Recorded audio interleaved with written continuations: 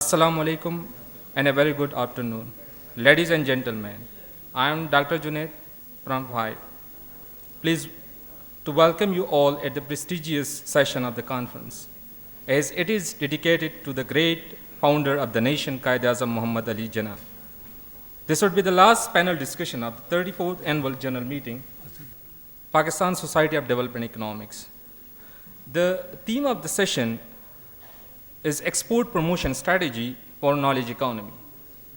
We are very honored that the session is going to be chaired by Dr. Asad Zaman, and he will join us in a moment.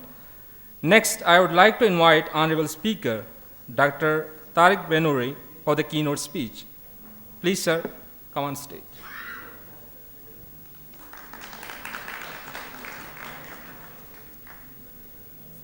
Our first discussant of the session is Dr. Alia H. Khan, and our second discussant is Dr. Parvez Tahir.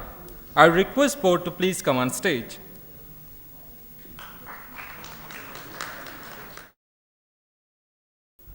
We have distinguished panel, which in fundamental sense need no introduction, but keeping the tradition, I will be very brief.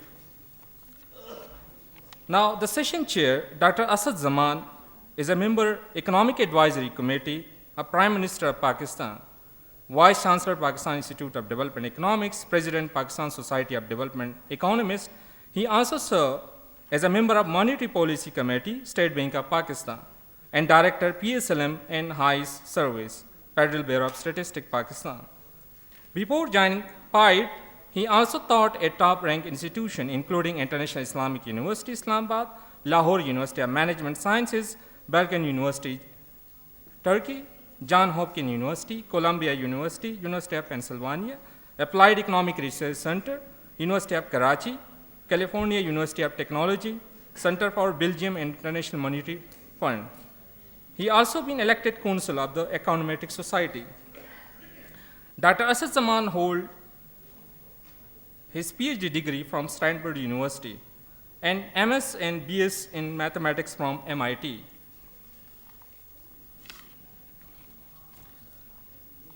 The invited speaker of this session, Dr. Tariq Banuri, presently serving as a Chairman, Higher Education Commission of Pakistan. Starting his career with the prestigious Civil Services of Pakistan, Dr. Banuri served on a number of positions, including Professor of Economics at the University of Utah, Director, UN Division for Sustainable Development. Beside this, Dr. Banuri remained Executive Director, STPI, Director, Asia Center of the Stockholm Environmental Institute, and many more. Dr. Banuri is one of the founder members of Higher Education Commission. He was in the Board of Governors, State Bank of Pakistan. One of the outstanding distinctions he won is the coordinating lead author on the Nobel Prize-winning Intergovernmental Panel on Climate Change. Dr. Banuri received his PhD from Harvard University and master's degree from William College.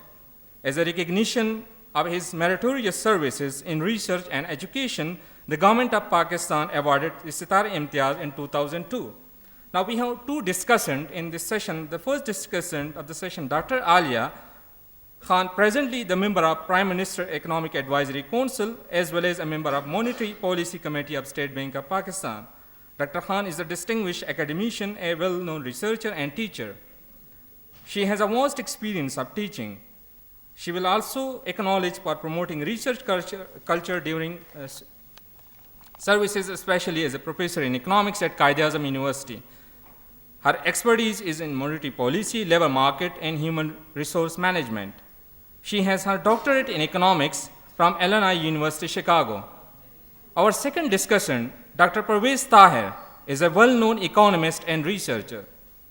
At present, he is a member of Board of Director, Punjab Bank. Before that, he served on various positions such as Deputy Economic Advisor, Ministry of Finance, and Chief of Research and Debt Management in Economic Affairs Division. Dr. Tahir is a doctorate from University of Cambridge and has a number of research papers at his credit. Now we have distinguished panel now. I would like to request Dr. Asad Zaman to please proceed the session.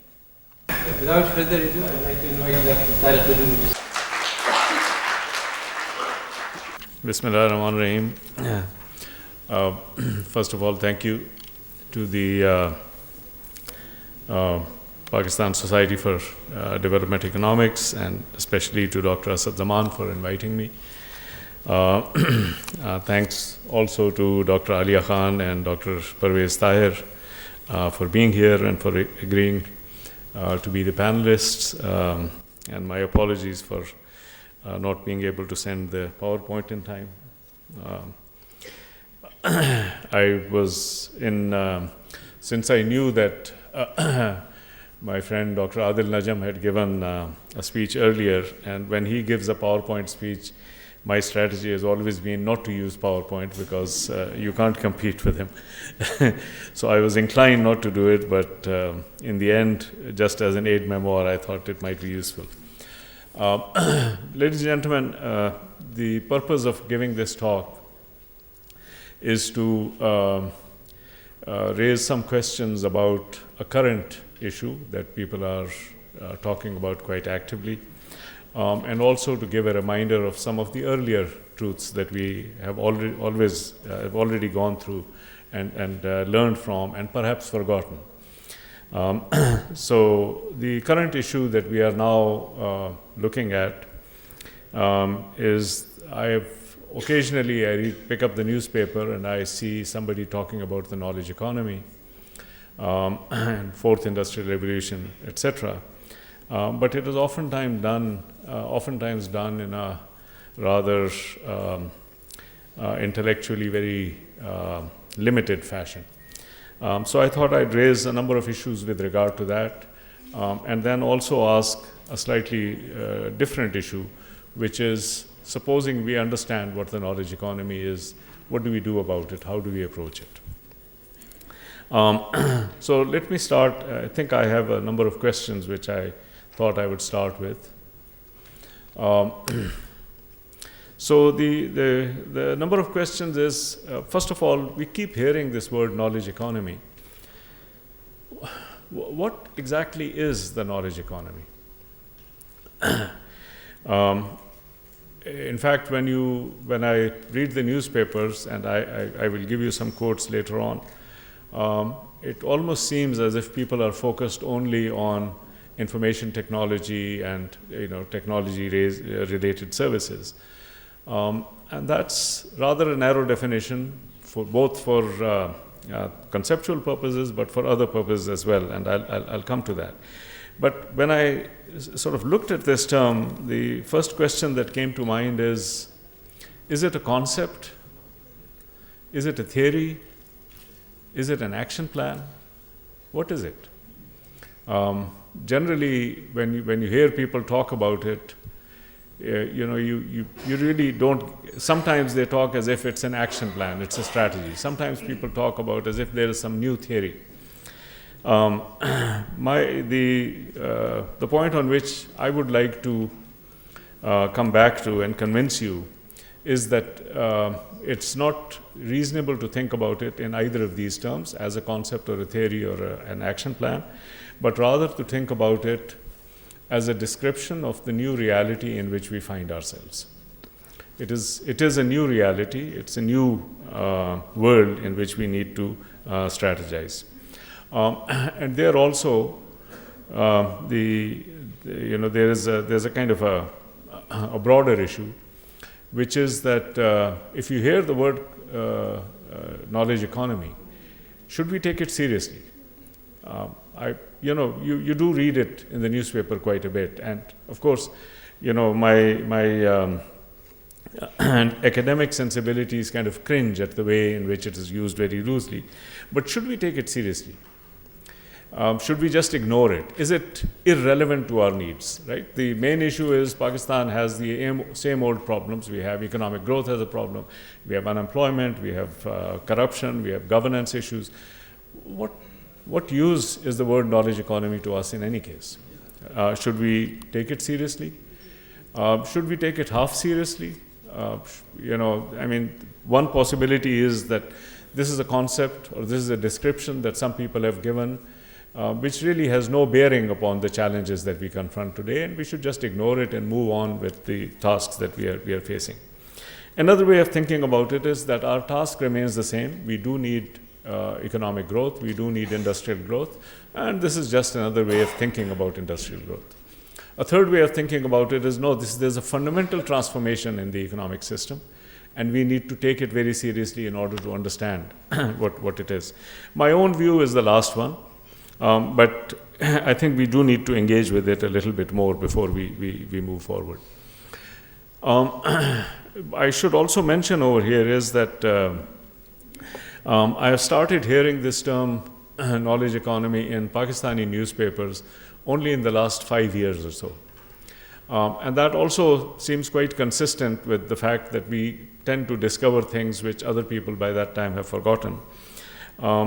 This term was actually quite popular about 20 years ago. In fact, when we were in the steering committee which was setting up the Higher Education Commission, at that time this was a term that was going on. China, the Chinese 10th five-year plan, which went from 2000 to 2005, was actually based on the knowledge economy. And they had some successes at that time. After that, the world seems to have forgotten about it. They seem to have gone on into other things, but perhaps it's now become relevant to our needs, and therefore we have started talking about it. So, to come back to it, what is the knowledge economy? The view that I'm going to present to you is that it is a description of a new reality. It is not a national reality, it is a global reality. It's a reality in which we find ourselves, and it's a reality within which we need to think about our economic and other strategies. It is not the narrowly conceived notion of either the IT sector or the kind of technology sector in a more limited fashion, but a broader understanding of the term in which knowledge-related activities have gotten intertwined with production activities across the globe. And it has happened because of a number of reasons, and we need to go and look at those reasons.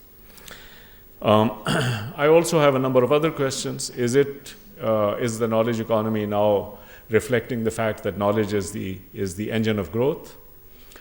In the old days, you remember, certainly when I was growing up, but perhaps when many of you were growing up, we used to think about industry as the engine of growth. And there are good reasons for it. I think we need to come to that. Has knowledge now replaced industry as the engine of growth? Should we keep thinking about industry and then think about its relationship to knowledge, or should we focus on knowledge itself? There is one other question which I think we also need to remember, which is pertinent to the knowledge economy, and that its relationship to conflict, both conflict in the workplace and conflict globally, because some of these notions which predate the use of the knowledge economy more popularly have emerged in that context, and I want to bring some of that knowledge to you as well. There are sort of other dimensions also. Knowledge, the knowledge economy is a solution to environmental issues, and its relationship to efficiency issues, etc.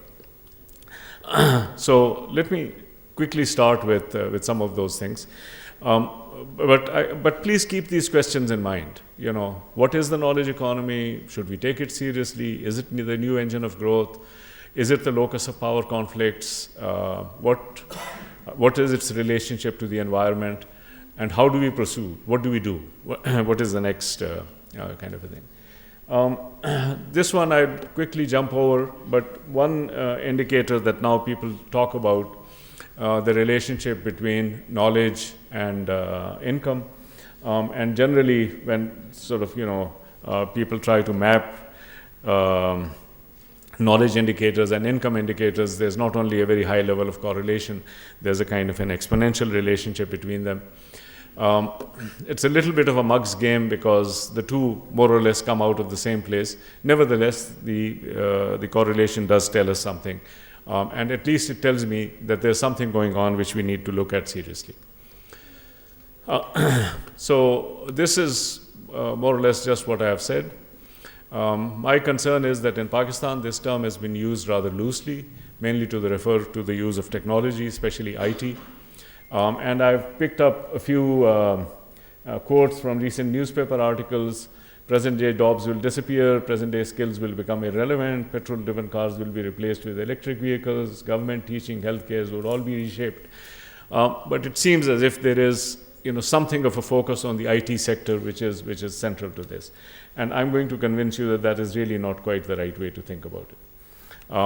In Pakistan, the role of the ICTs is particularly emphasized, and also its relationship to exports, to which I'll come at the end of my talk.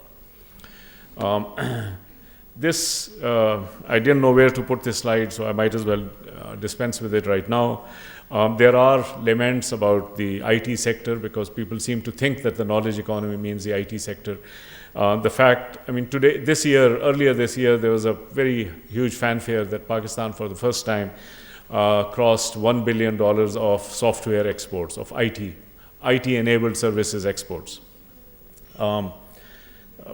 Industry Insider seems to think that there's an underestimate because some things get hidden into the remittances, etc. But this is what the State Bank says, that the IT exports this year was $1.011 billion. Of course, if you compare it to India, it's $111 billion, and the Indian economy is about 6 or 7 times the size of our economy, maybe 10 times. So it really is very low compared to what our potential might be. We do give a lot of incentives. Again, I'll come to what our policies are with regard, mostly tax incentives. But nevertheless, the exports, although they're dynamic, they haven't reached the levels which we kind of expect them to reach. This is more or less a reflection of, this is more or less the statement of those numbers. These are the State Bank figures, $1.066 billion. The previous year it was 939, so significant, about 7% increase or 6% increase.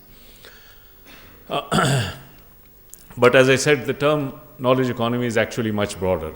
Let's look at some of the earlier literature on this.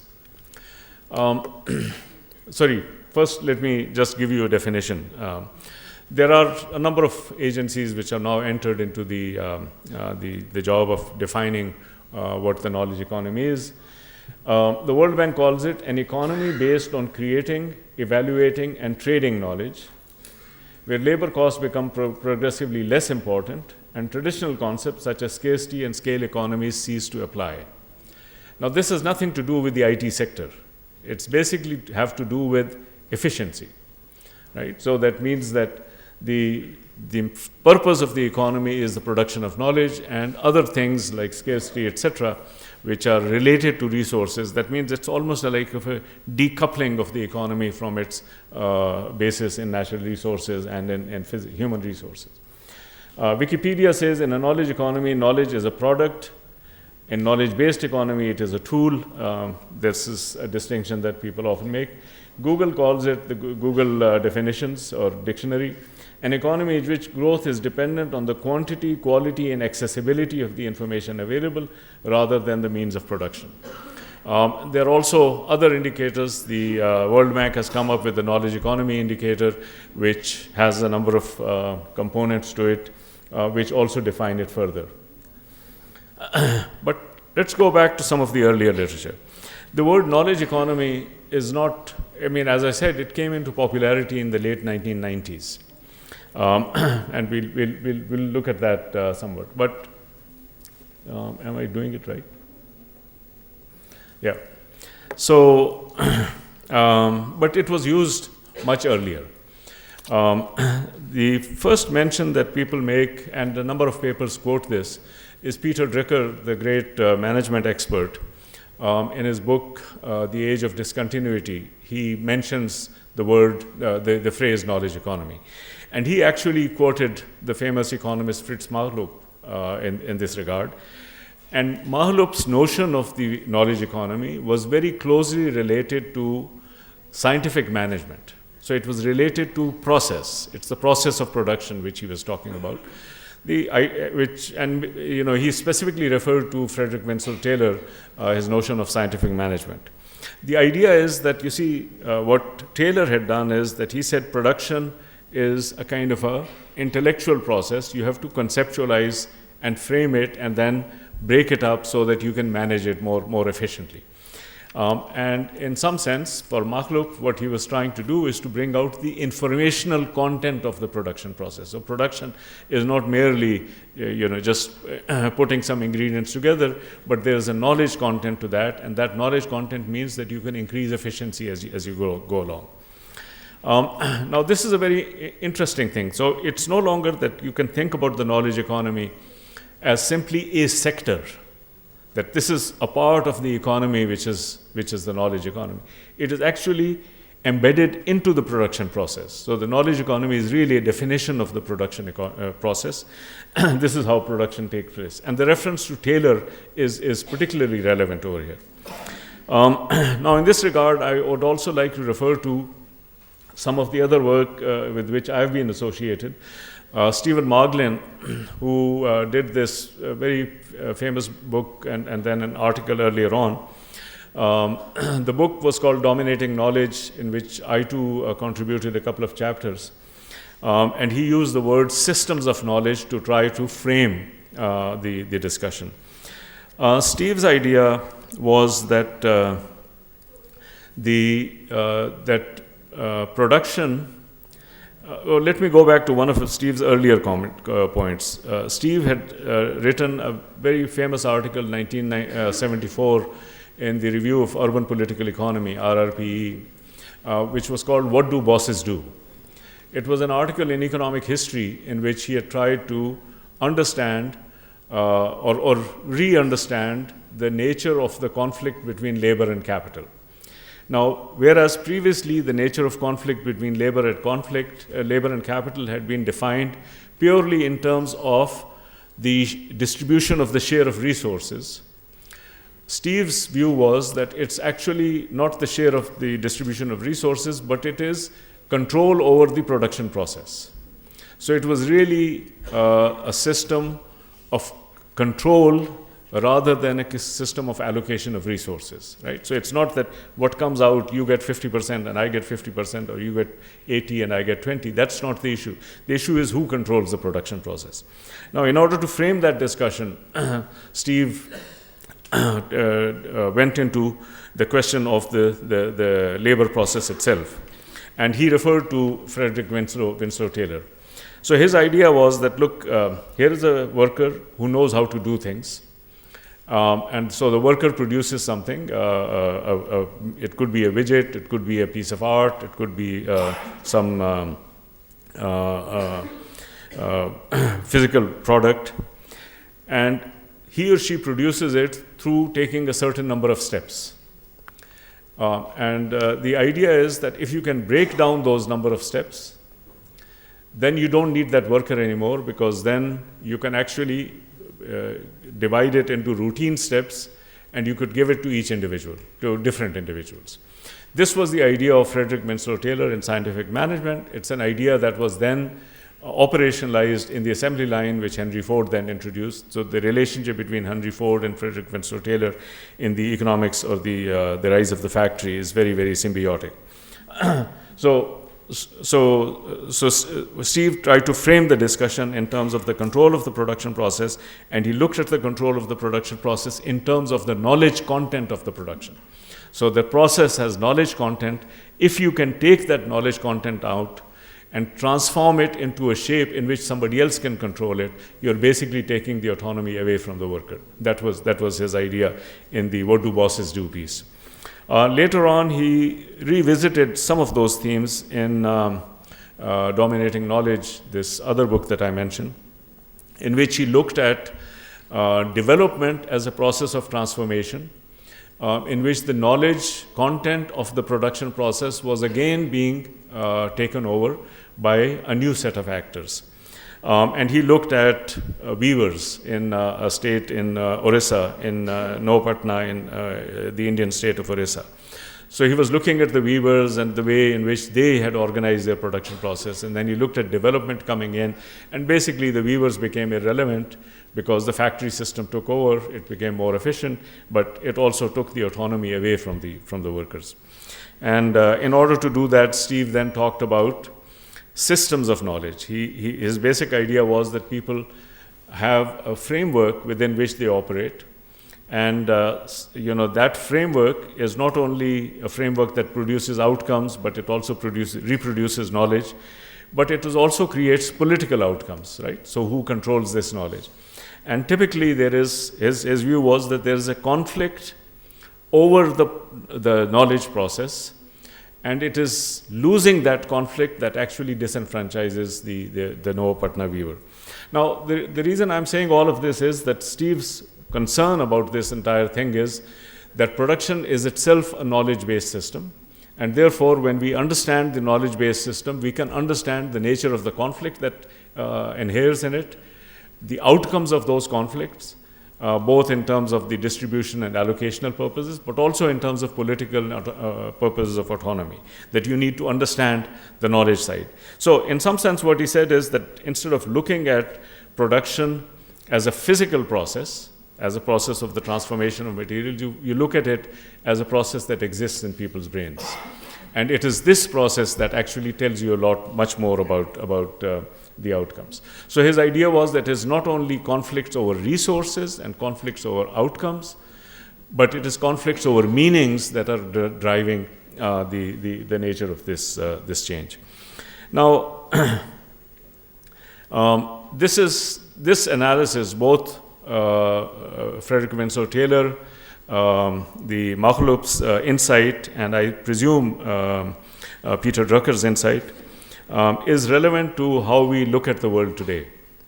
What is happening today is that the production system, beginning in the 1990s, has been globalized. So we now are living in a world in which we not only have globalization in terms of flow of people or flow of ideas or flow of resources, flow of finance, but it is the globalization of the production process itself. That means goods and services are being produced through what are called global value chains. So it's no longer that, the production system. I mean, think about it like this. In the 1990s, when the information revolution took place, we began to think about a number of new terms which did not exist before. We thought about information technology, informational society, etc. One of the things that emerged from there is this idea of the global value chain or the global commodity chain, which basically means that production takes place in a number of steps, and this gets distributed over different places. And we need to understand the entire value chain to be able to understand the nature of the production process. I did some work in the global value chain literature about 25 years ago when I was at STPI, and the concern I was looking at was how to improve the environmental sustainability of the cotton value chain. And the idea basically very simply was this, that if you look for instance at this shirt that I'm wearing, if I buy it in the US as I did, probably cost me about $20 or $25. Of this $25, the farmer got no more than 50 cents because the cost of the farmer were 50 cents, and then the revenues of the farmer was about $1, and then there's a cost for textile weaving and spinning, etc., etc.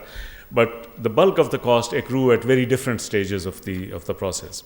And the concern is that if you want to create environmental sustainability, where you want to create the sustainability, the market doesn't reach there. So you can actually give more money to the person who sells you the shirt, but to be able to get that money back to the farmer is very, very difficult. I mean, just to give you an example, for this $25, supposing if somebody comes to me and says, well, if you give me $25.50, I will sell you organic shirt which is produced from organic cotton and in a very sustainable manner. That's 50 cents, maybe $1 is what it costs. It's pretty much impossible to take that 50 cents from one end of the chain and send it to the other end of the chain. So that was the concern. But the main point I'm trying to raise is that suddenly in the 1990s, people began to think about value chains as a production process. And Gary Gareffi at the University of Indiana was the one who actually introduced this notion. Now, the interesting thing that many of us thought about is, well, production has always taken place in these many places. Why are people suddenly talking about the value chain? And pretty soon you realize that one of the reasons that people are talking about the value chain is that the production system has also been successful in separating the knowledge component from the routine component, right? So if you think back to Frederick Winslow Taylor said, look, you're producing something very, very complicated. It's produced through very complicated means. But you can convert this production process into a series of very simple steps, and then you can get illiterate workers to whom you teach repetitive, rote kind of steps, and they can help you produce it because every single step is very simple. The whole thing is very complicated, but you have broken it down into very simple steps, and anybody can do it, which means that what Taylor did was that he took the knowledge component of this production and gave it to the management. And the routine part, which is the automaton, he gave it to the worker. So Steve Margolin interpreted it as a conflict between worker and capitalist, in which the knowledge of the worker is being taken away by the management and therefore the autonomy of the worker.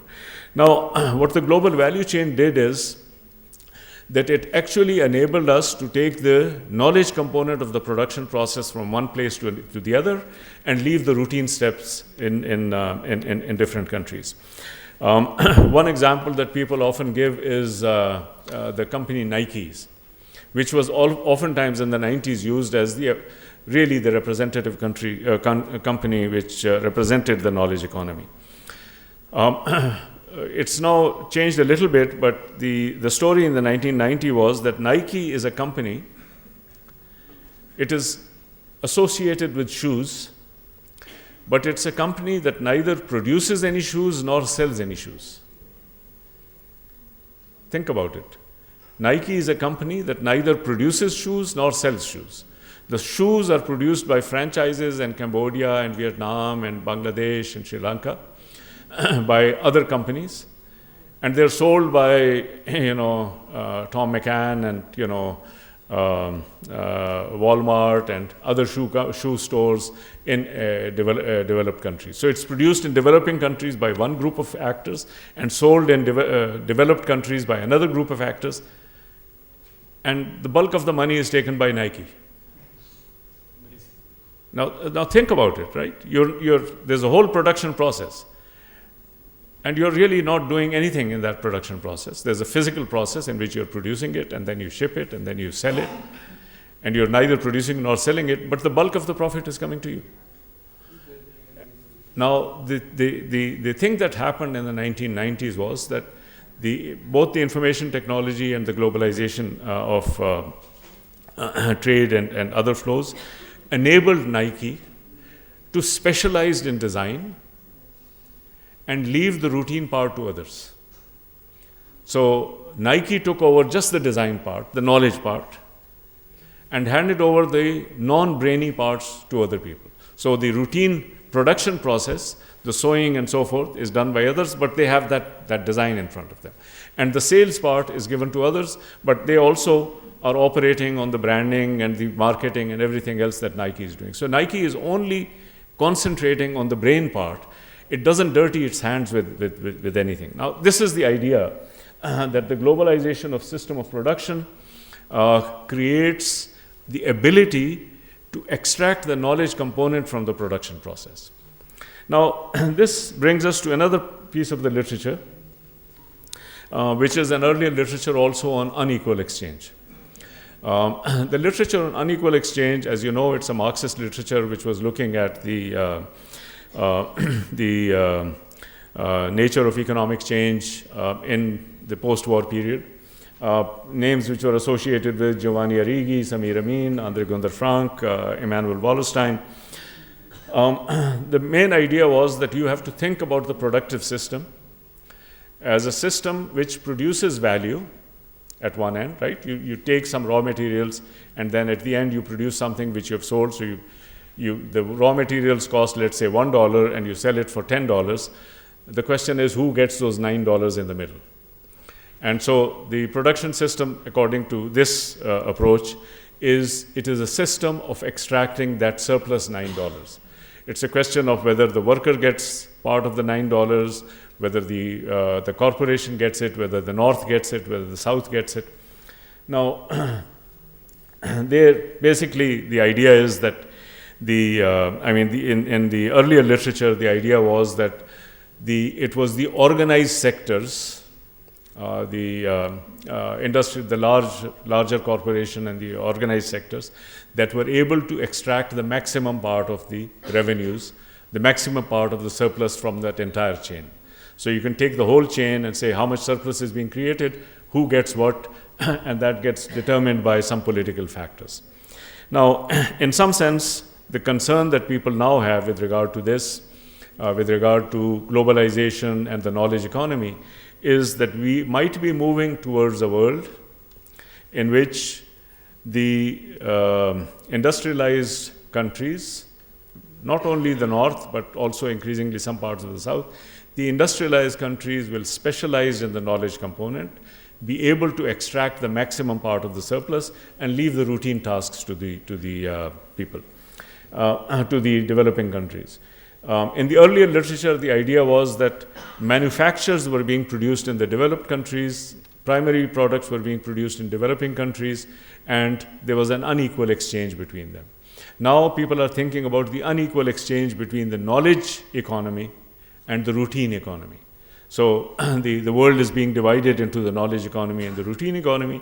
If you want to progress, you need to get into the knowledge economy. If you don't get into the knowledge economy, you'd be left out and you'd be condemned to a lower rate of growth.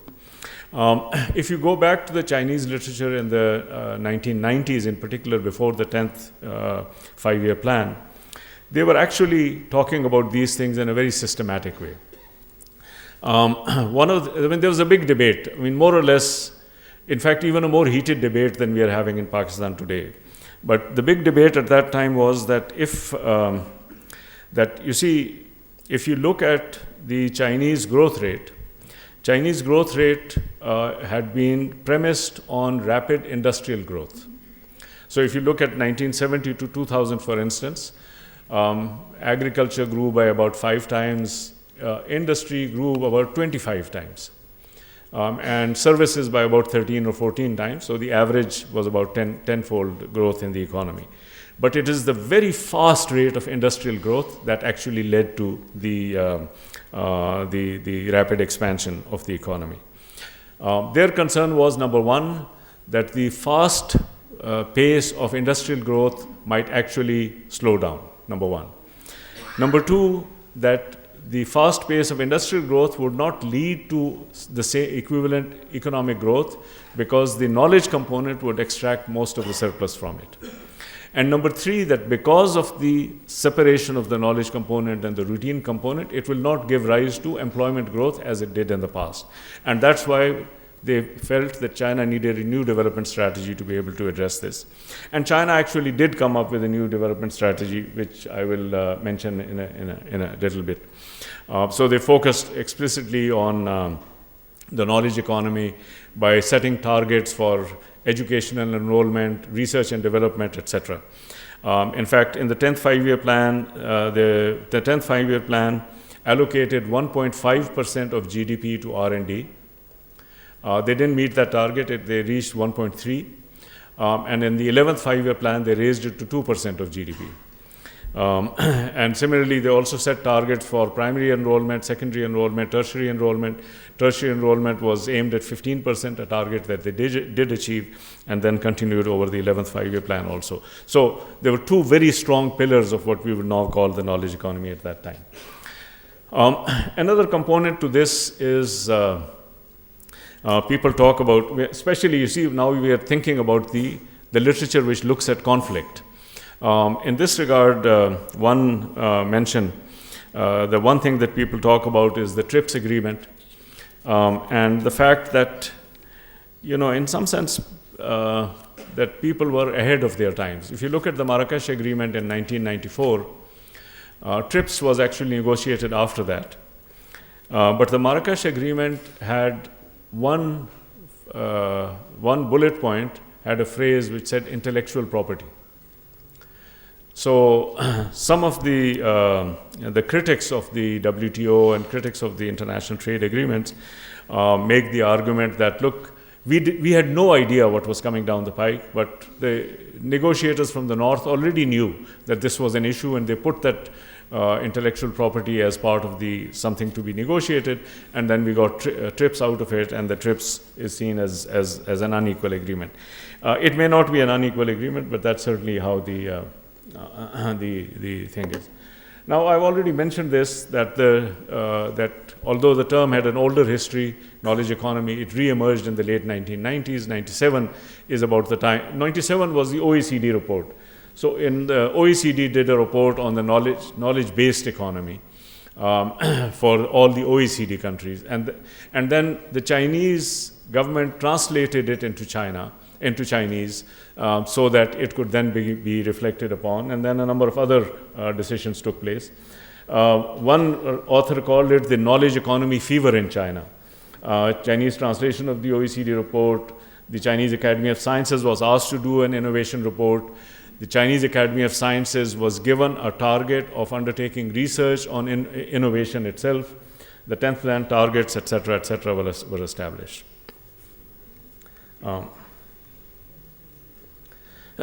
Now, let me just step to one side and just mention that these days people are now talking about different ways of measuring the knowledge economy index, which is also a broader index than the one which is indicated just by the ICTs.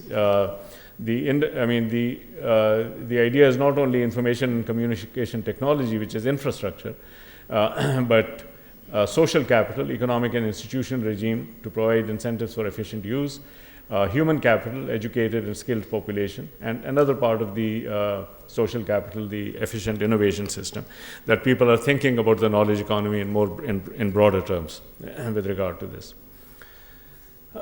So the question is, what do we do in Pakistan now that this term is being used? And of course, across, some of the people you associate with the word knowledge economy, Dr. Ataur Rahman has been speaking about it for a while, but even others in government circles, this term has come to be very significant. When you talk to people about what is it, oftentimes you will be given some things like this about universities, faculty members, and the question is, are they actually producing knowledge? Are they contributing to knowledge production, etc.? Think tanks and research centers, but also independent consultants, management consultants, monitoring and evaluation bodies, governmental agencies which have some research tasks. Remember that there was a time when all the policy research was done in the government and people could come up with policy papers. That's no longer true, but nevertheless some residual research tasks remain. And of course then there's the IT and IT-enabled industry, and then the business planning and design system, which is oftentimes taken from outside.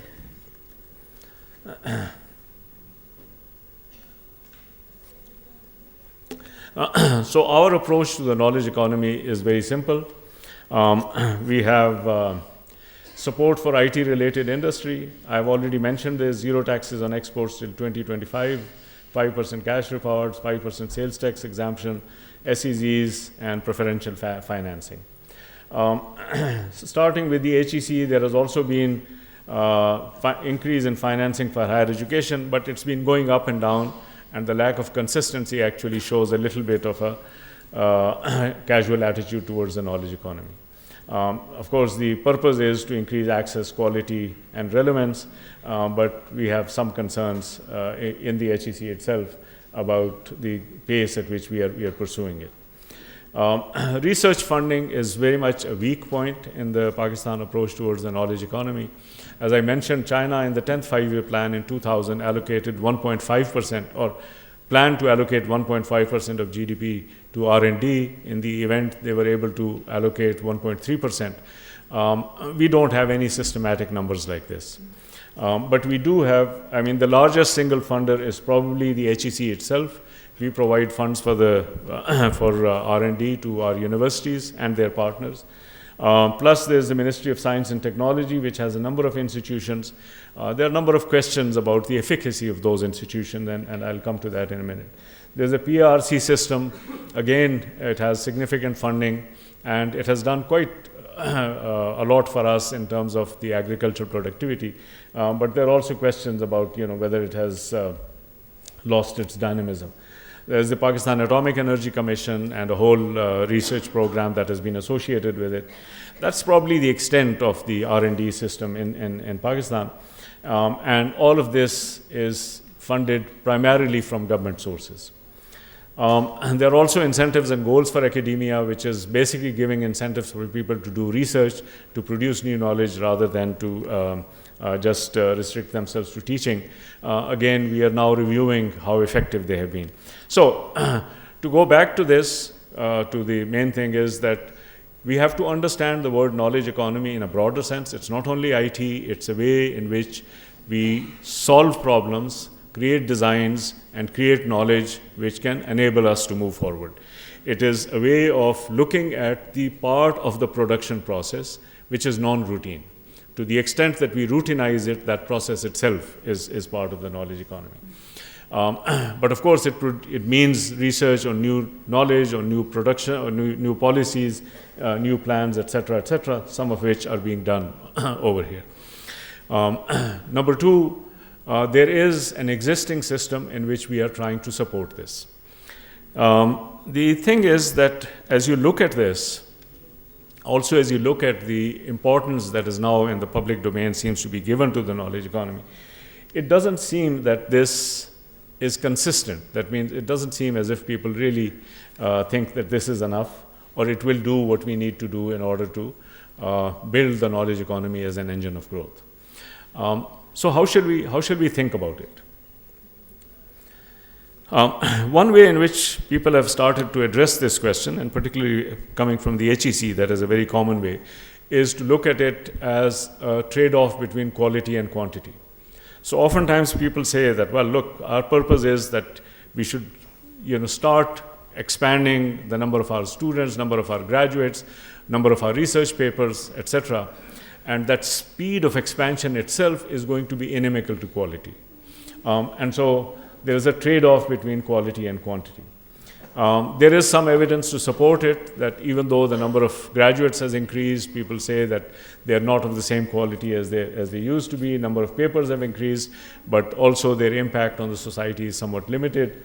There are also issues of plagiarism, of quality of the degree programs, especially the PhD programs, irrelevance of academia to societal needs, etc. So people think that this is actually a trade-off. But question is, we are investing a lot of money in what we call the knowledge economy. It may not be as much as is needed, but we have significantly increased the amount of resources. How do we interpret this evidence? And for this, I thought I'd take you back to some of the earlier literature and maybe bring some insights, and hope that this can generate some ideas about where to go in the future. And this earlier literature is import substitution versus export promotion. When I was growing up, and when my friend Nadeem ul Haq and Parvez Tahir were growing up, these are the things that we used to talk about, right? Import substitution strategy versus export promotion strategy. Import substitution strategy, which was in some sense the mantra in the 50s and the 60s, and in the 70s as well, although things were changing by that time, was based on overvalued currencies, tariffs and quotas, import licenses, guaranteed deposits. I mean, there were a number of ways. The main concern was that countries, in order to grow, need industry. Industry cannot compete, so you protect that industry behind a tariff barrier. And the idea was, once it begins to compete, then the protection can be removed. Well, we quickly realized that doesn't happen, because it's not an economic process, it's a political process, and people then create a basis in which they can protect their privileges.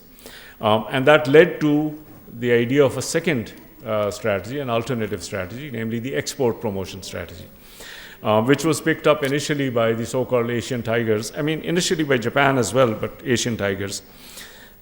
And it was a counterintuitive idea in the following sense, that if you think that you're a poor country in which people don't have enough, and you say that instead of producing goods and services for yourself, you should produce it for others. You think there's a kind of an counterintuitiveness in this. But the countries which went ahead and did it protected their industries with the perspective of exports, very quickly left the others behind. So Korea, Taiwan, Singapore, Hong Kong, and before them Japan, and now increasingly China, Vietnam, and behind them come Bangladesh, India. A number of countries which have actually invested in exports are leaving the others behind. So the idea there was that import substitution strategy leads to endemic inefficiency, and people will never grow out of that infant industry status. So the export promotion strategy is, it gives the same protection, but it gives them in a competitive environment. And it enables the countries or the industry to compete, and by competing, they become more efficient, and then they begin to grow out of this process. Now, think about this as an example. We have invested in our knowledge economy, we have invested in our universities, in our think tanks, we have actually given them money, but we have not encouraged them to export. And what we are seeing is that the products that our people are producing, after a lot of investment, are still not competitive. Our research products are not competitive with the rest of the world. Our patents are not yet competitive with the rest of the world. Our software industry that I talked about, its amount of exports is peanuts. It's nothing compared to even to our neighbor to the east. And also that you find that in our own institutions, there's a strong struggle over rents. That means everybody is out there to protect their privileges rather than to compete in an open market. So the main idea that I want to share with you is that we have approached the knowledge economy as if the knowledge industry is an infant industry, and we have approached it through an import substitution process. And one of the results is that we are seeing the same kind of behavior in the so-called knowledge industry that we were seeing earlier in the physical industry. Just as the physical industry was unable to compete after a long amount of investment, the knowledge industry also continues to be unable to compete. So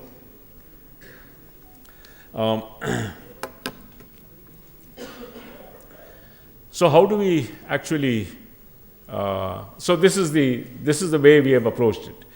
We have said we want to replace global providers with our national ones. So it's the infant industry argument. We need to rely on domestic services.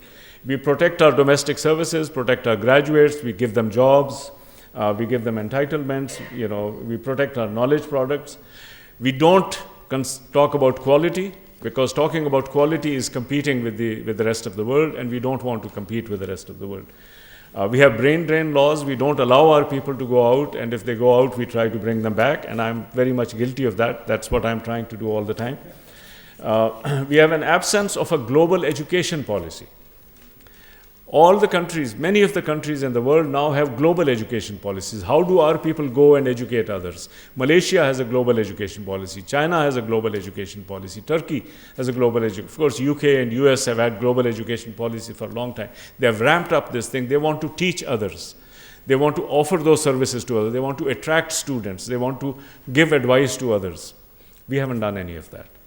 So, to conclude, my suggestion is that we should actually, if we take the knowledge economy seriously, and I personally do, we need to embark upon an export promotion-based strategy for the knowledge economy. It's an export promotion-based alternative which is focused on the support for the export of our knowledge products. For the export of our knowledge products. And you are our primary knowledge products. The students, the graduates that we produce are the primary knowledge products, that we export you, that we actually enable you to provide your knowledge and your services to the rest of the world.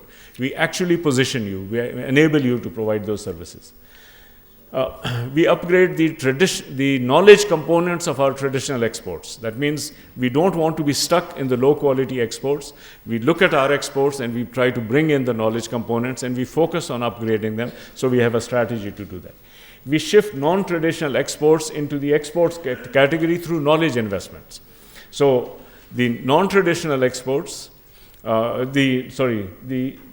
traditional non-exports, that means things we don't export, we produce them domestically, we shift them into the export category by investing in their knowledge component. We have an intelligent migration strategy, not a simple brain drain versus no brain drain strategy, an intelligent migration strategy as a development strategy, because that is one way of exporting our knowledge product. We attract students to Pakistan, and we enable Pakistani experts to teach the rest of the world. Now, ladies and gentlemen, the knowledge economy is here to stay. We now understand we have broken up knowledge into different components. Developing countries are being pushed into a race in which we will have to specialize in the routine component of the production process, which doesn't have high productivity growth and it doesn't have high income access, so it doesn't get a large income share. We need to get out of this, and the only way to getting out of this is to invest in the knowledge economy. But we can't invest in the knowledge economy if we ignore the lessons that we had from an earlier period of our economic growth. And so what I would like to do is to propose that we begin to understand what an export-led strategy for the knowledge economy would be, and we build that as the central part of our strategy. That is something that we in the HEC are now engaged in thinking about. And to the extent that you can help us with this, that is also something that we will build as we move forward. That is something that we are also proposing to our other colleagues in the government, in the Ministry of Science and Technology, Ministry of Agriculture, Ministry of Health. How do we export our knowledge rather than to retain it? There are lots of things that we know in Pakistan. We need to promote what we know outside and to be able to educate other people. Just as in the earlier period of export promotion, there was export pessimism, there continues to be export pessimism about the knowledge economy today. I think it is just as unwarranted as it was in the past, and we need to focus on it on a brand new strategy to take this up. These are some of the thoughts I wanted to share with you. I want our students to start thinking about this and come and explore some of these issues in a more systematic manner so that we can begin to push our development agenda much more significantly. Thank you very much, ladies and gentlemen.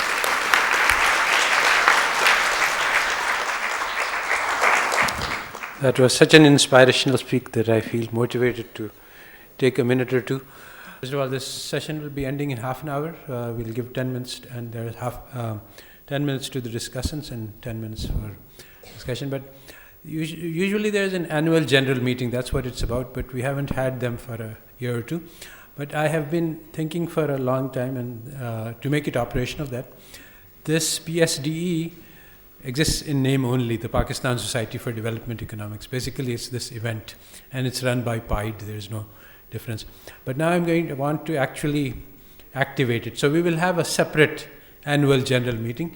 Those people who are members should give us their emails so that we will really have and organize it, and we will want to take up this idea that Professor Banuri has exposited to create knowledge and to spread knowledge. As the Quran says that if you just think about giving, don't think about getting, you will get a lot more than those people who just think about getting.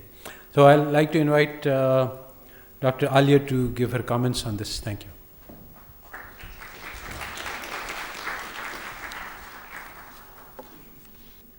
I wish to thank PSDE and PIDE for inviting me to be a discussant, which I don't think I'm capable of being a discussant. What I can do is offer some of my thoughts, as Dr.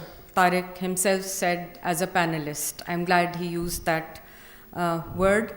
I received the PowerPoint presentation quite late, and in a way I'm glad that I didn't have it with me, because otherwise I would have been caught up in trying to frame my discussion around the philosophical and very thought-provocative points that Dr. Tariq Banuri has raised. Being a member of the Economic Advisory Council, now I felt I had a responsibility also to tie in what the latest world benchmark publications are saying about this nexus between knowledge, or the fourth industrial revolution economy, and trade, and also to slot Pakistan into the picture and see where we have to put our efforts. And I'm glad that Dr. Tariq Banuri ended on that note, that we have to export knowledge-based products. And I think that what I'm going to say is going to make that connection, so at least I'll be in sync with that. Since this is the Quaid-i-Azam lecture, the finale of the PSDE, I felt impassioned, I think, to look up a quote from the Quaid that would sort of energize me also into a thought process as to how to approach this subject. And there are not many quotes of the Quaid. If you look up his book of quotations, a book compiled on his quotations regarding the economy, because the economy was really in a very, very nascent stage, and all he could do was to motivate the people to embark on a path. So I quote, "I have no doubt in my mind about the bright future that awaits Pakistan, when its vast resources of men," and I think he meant men including women, "and material are fully mobilized. The road that we may have to travel may be somewhat uphill at present, but with courage and determination, we mean to achieve our objective, which is to build up and construct a strong and prosperous Pakistan."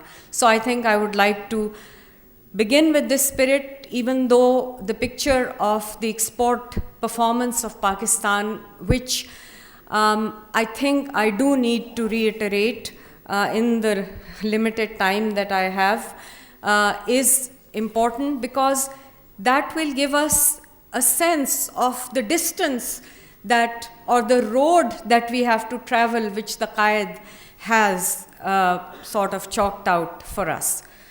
So the unsatisfactory export performance of Pakistan can be attributed to many impediments.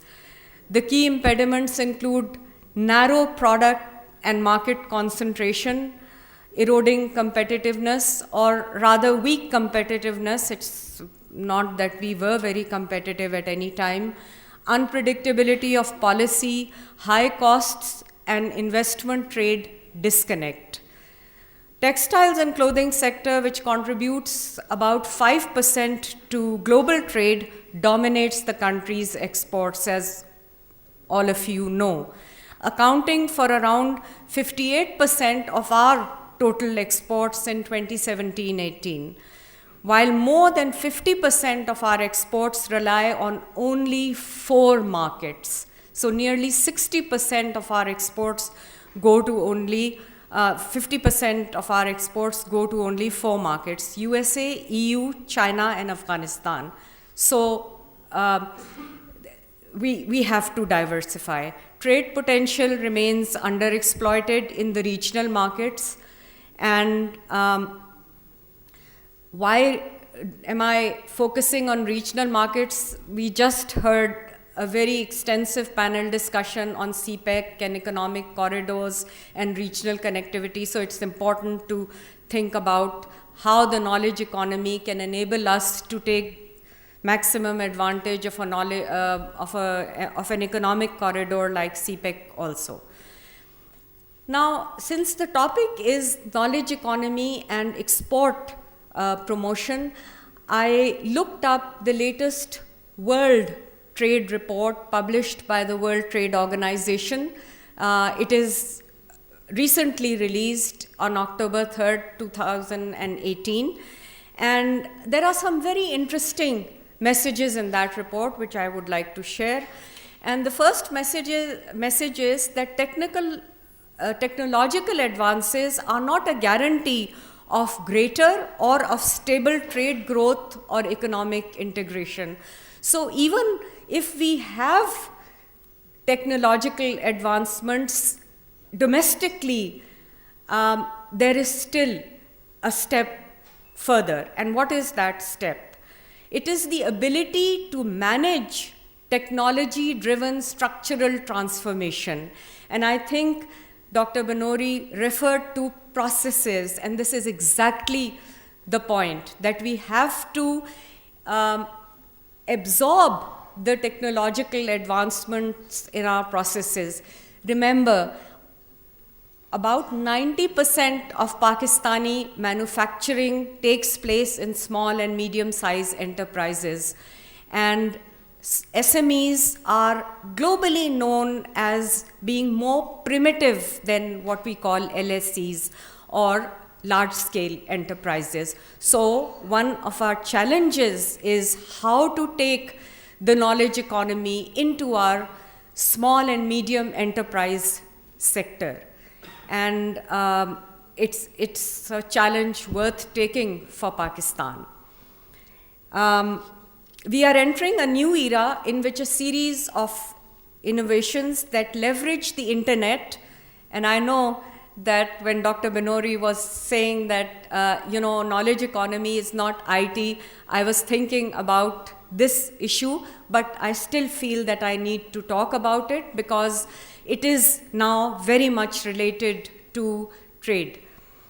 And that leverage over the internet could have a major impact on trade costs, because remember, what does connectivity do? It reduces the costs of trading, and the more it reduces the costs of trading, the more are the gains from trade, as we have learned in Chuck-Leyders and other basic international trade theory books, and the more are the welfare gains for the people.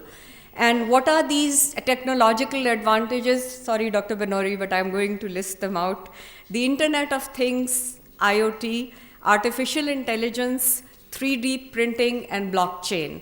And I'm saying this because we are also talking of multidisciplinary approaches to the knowledge economy. And I think we need to just hammer away the walls that have been built between the social sciences and the natural sciences. The two have to meet now. And this challenge that I'm talking about of absorbing the technological advances in our industrial processes demands just that kind of integration of pure sciences with social sciences like economics, sociology, psychology even. New business models have emerged. However, the digital divides are great between developed and developing countries, and between small and medium firms and large firms.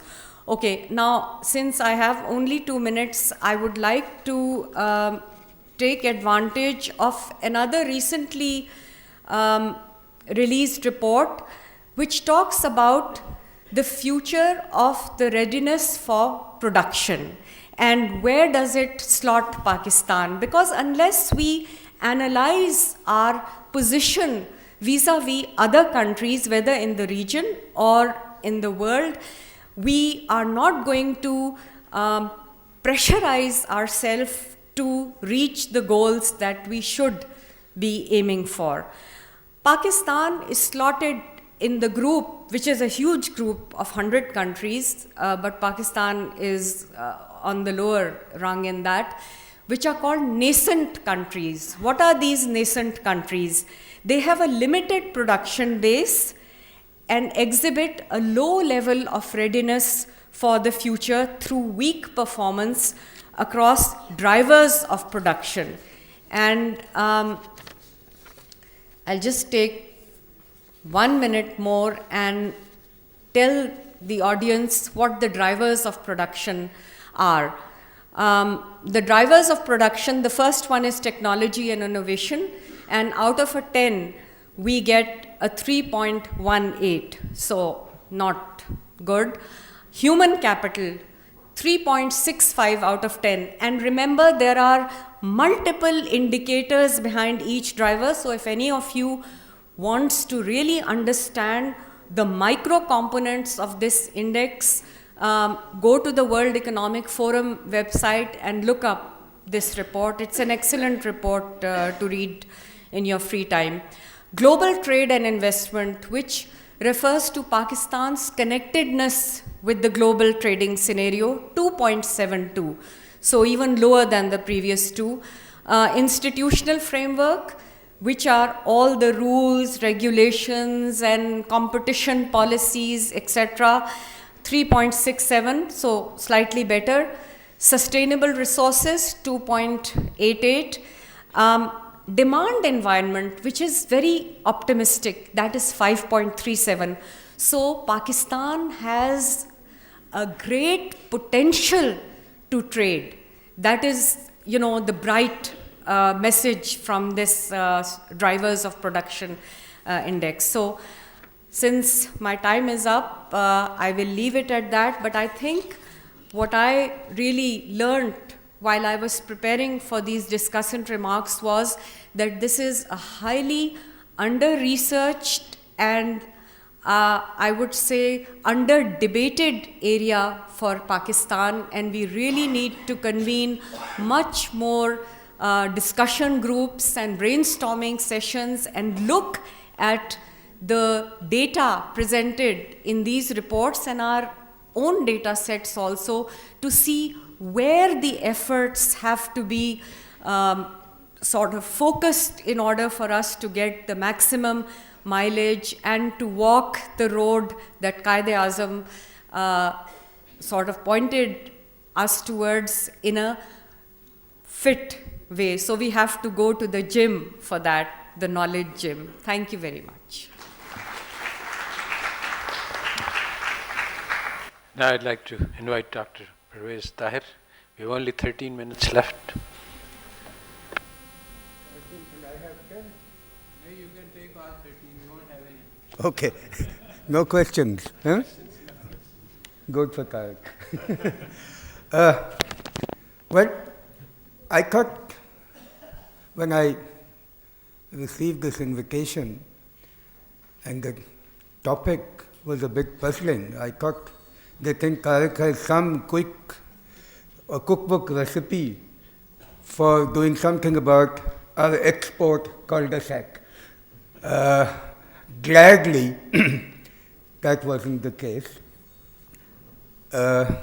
Eloquent, all-knowing as ever, and with the presentation less impressive than other Najms, Tariq sort of made the simple point that knowledge, there is no knowledge economy actually. It is a description of a reality. Some people talk about a new economy. There is no new economy. It is a characteristic feature of the globalized world that we have. Now, he brought this interesting article into the discussion. What do bosses do? Well, that was a great piece. But I thought the essential point was, well, bosses just divide and rule. They have this colonial way of thinking, but it was again refreshing to see another interpretation. Now, he also did the important thing of telling us the knowledge economy is not just about distributing laptops. It is not just about ICT. It is not about startups. It's not about all these sexy things that you hear about. It's about, and I think it was quite a nice way of putting it. It was getting us out of the import substitution mindset, because we still continue to suffer the pangs of infanticide. Remember the infant industry argument, the infants who never grew up. And that is where you can see the knowledge gap started.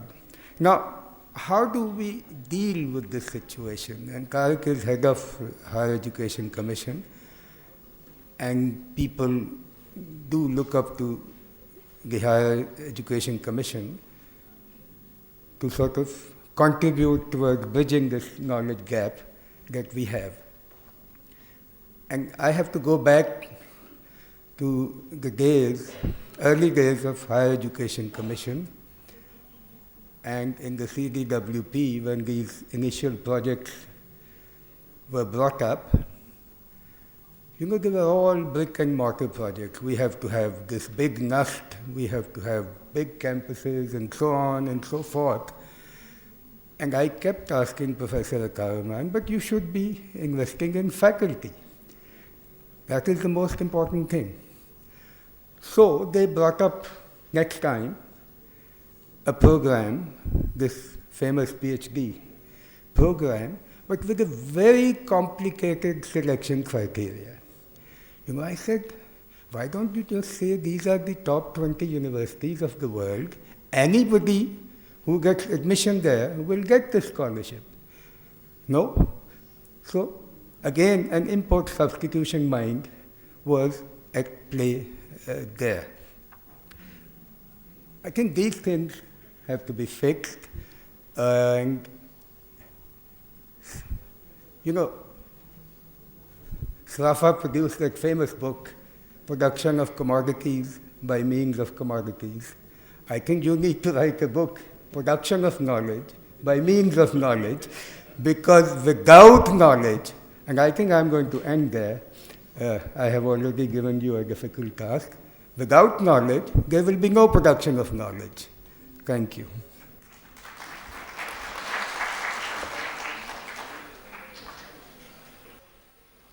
Okay, thank you very much for the thought-provoking discussion on strategies to export promotion, export knowledge-based product. Now I would request the chair, Dr. Asad Zaman, to please give souvenir as a token of appreciation. First, I would invite Dr. Tariq Banuri to please come forward and receive the shield.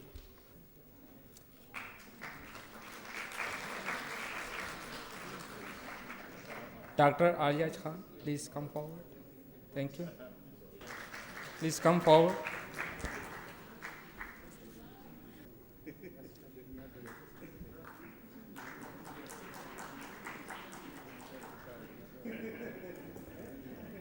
Thank you, ladies and gentlemen.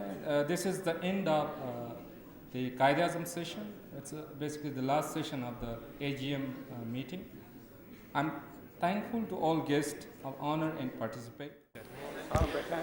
Ladies and gentlemen, as the proceedings of the conference are ended, right now we'll be doing our closing session. For that, we have Dr. Tariq Banuri on stage. Dr. Asad Zaman is with him. I would request Dr. Adil Najam to join them on stage.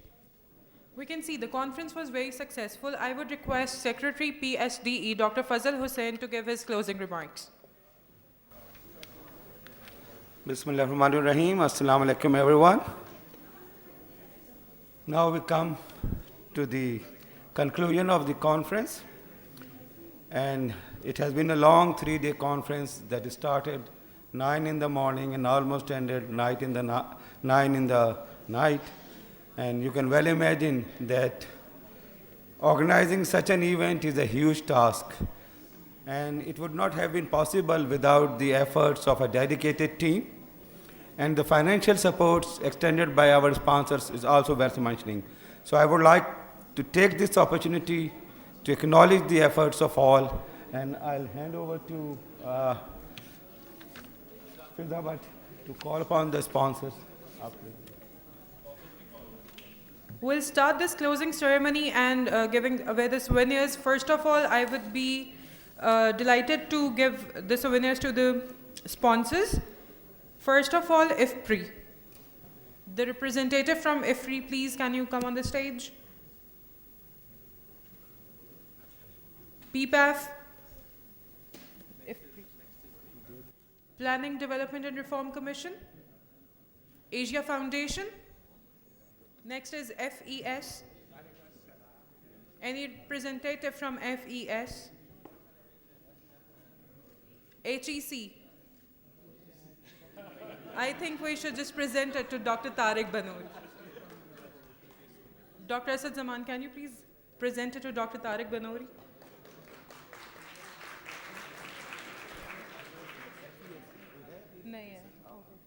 The FES representative is on the stage. Next is CPAC.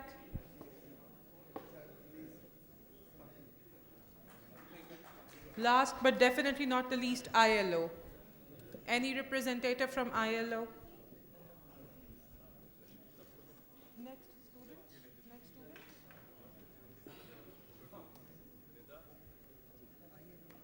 student. Any representative from ILO, Ministry of Planning, Development and Reform Commission? Nobody. We'll be calling a few students on stage only. There have been a lot of students who worked really hard. We appreciate their work. It couldn't have been complete without them, but we'll be calling just a few students. Give me. Nida Azam, Ramsha Masood, Rizwan Fazal, Umar Sultan Kayani, Rizwan Fazal, Umar Sultan Kiyani, Diba Khurshid, Khavar Mahmood, Sayyid Mudassir Shah, Sayyid Muzakkir Shah, Usman Qureshi,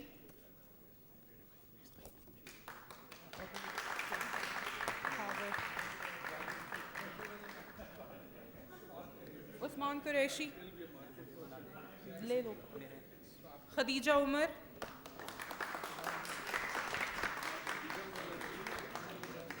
Khadija Dar. You must have seen this boy a lot on stage, Muhammad Wasim.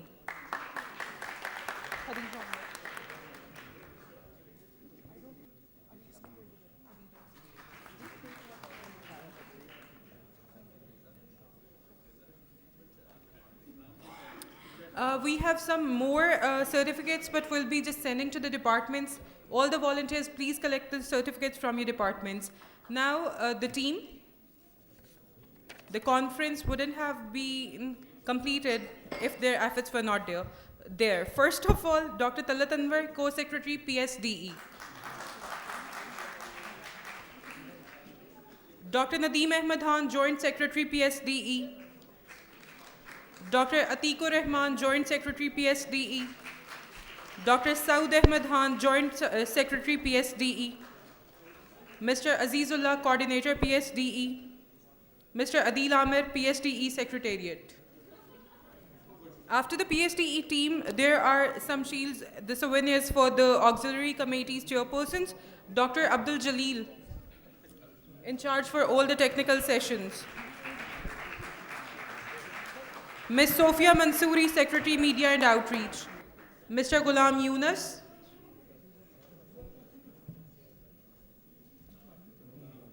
We want one representative from Treasurer Office. Somebody from Treasurer Office, please, can you come up on stage? Dr. Shahid Razak. Sophia, go. Mr. Ubaid Simon. Dr. Ahmed Faraz. Ms. Nabila Arshad. Dr. Hassan Rasool.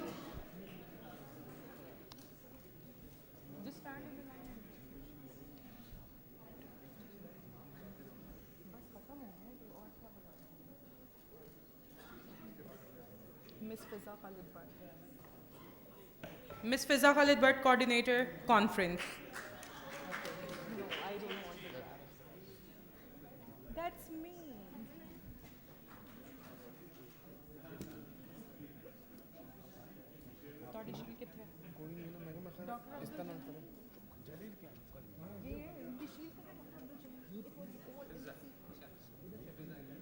ये फिजा?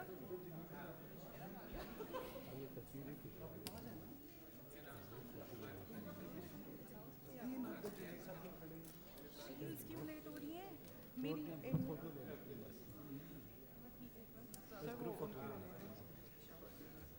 I request PSDE core team to get on stage for a group photo. Ladies and gentlemen, that was all from 34th AGM and Conference of Pakistan Society of Development Economists. Hope to see you all next year. Thank you.